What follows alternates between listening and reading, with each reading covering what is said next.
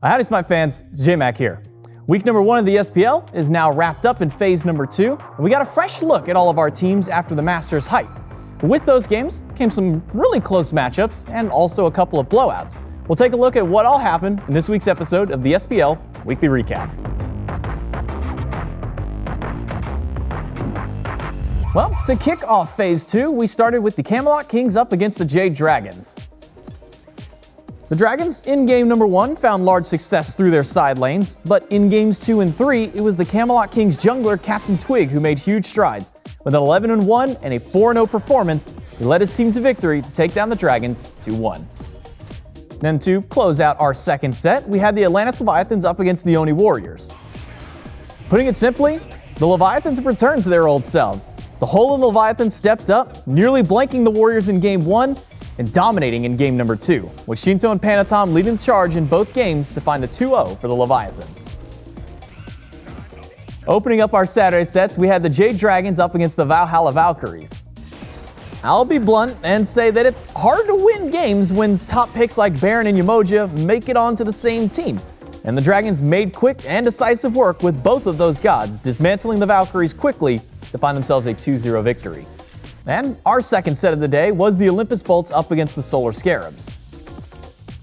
Game 1 started off strong for the Scarabs. Scream and Stewart's pressure across the map set off for an early lead, and then the Bolts kind of gave up their one chance at a comeback with a botched Fire Giant that the Scarabs capitalized on to win and take game number 1. Game 2, the duo lane of the Bolts controlled the entire pace of the game. Jake's signature knocks kept the Scarabs locked down, while Barra beat them down in any way possible with his Chernabog to tie up the set. Game number 3 is a Haddock's beat down for the Bolts. The Soul Laner goes undying, topping both the damage and the damage mitigated charts for his team, commanding every single team fight. The Olympus Bolts pull it together to take the 2-1 over the Scarabs.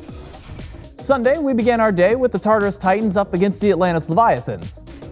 And game 1 wasn't particularly close. The Leviathans' lack of frontline and initiation allowed the Titans easy pickings to clean up the first win.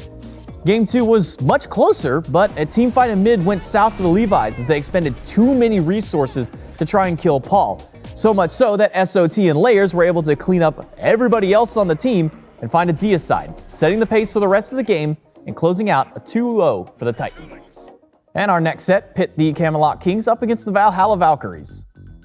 Despite the best efforts of Kirmi's early game 1, the Kings continued to flex their macro play over the Valks. Every kill the Valks found was mitigated by the Kings with farms somewhere else. And once the full team fight started to break out, it was the Kings outperforming to take game 1. Game 2 was just a clinical performance by BMT on his Poseidon, going undying throughout the game, topping the damage charts, and leading his team to victory to take the set 2-0. And our last set of the week was the Oni Warriors versus the Solar Scarabs. Game number 1 was a close battle, with the leads trading back and forth between the two teams.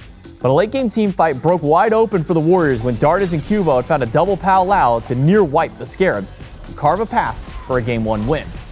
Game 2 was again a close matchup, but Scream just would not give the Warriors a moment to breathe, running rampant from minute 1 until the game ended, finishing with a 15-5 slash line and taking game number 2 for the Scarabs. However, game number 3 was anything but close. The Warriors again running the Morrigan dodgy combo, but this time adding a cleanup to the mix. The damage in lockdown was just too great, and the Warriors run away with game 3 and the set 2-1. And there you have it. Week 1 of phase 2 is all wrapped up. Taking a look at the standings, we can see that's the Camelot Kings on top, the only team to find themselves at 2-0 so far in week 1. It's a close race already, but we still have many more weeks and many more matches to go. Make sure that you catch up on all the action on our YouTube channel Smite VOD, where the matches will go up later on. Catch up on any of the recaps and any of the behind-the-scenes content on our SMITEPro YouTube channel, or you can catch the games live over on twitch.tv/SmiteGame. I've been J-Mac, and this has been the SPL Weekly Recap.